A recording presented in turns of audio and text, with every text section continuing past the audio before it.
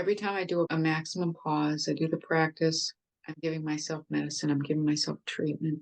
It was challenging to do the pauses after I had fractured, but what was great to learn, and this might be something I can share with somebody who might go through something similar, is I found that there are different ways to do the pauses, and I would just do it whatever way I could do it. Like I love doing steps, where you walk and you do the practice, and I couldn't do steps, and I couldn't, like, for example, even a sitting pause at the end, you get up and you walk. It's like I couldn't get up unless I got up really slowly with two hands. So there was no way I was going to hold my nose and just bounce up and start walking. I couldn't do that.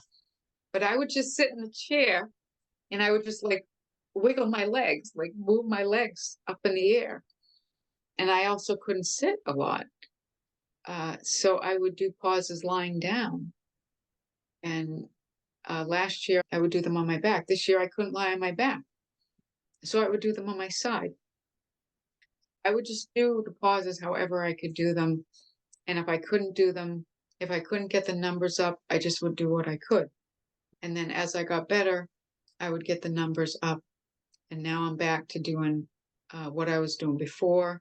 And I'm even trying to push it to do a little bit more, just to keep, infusing myself with the medicine.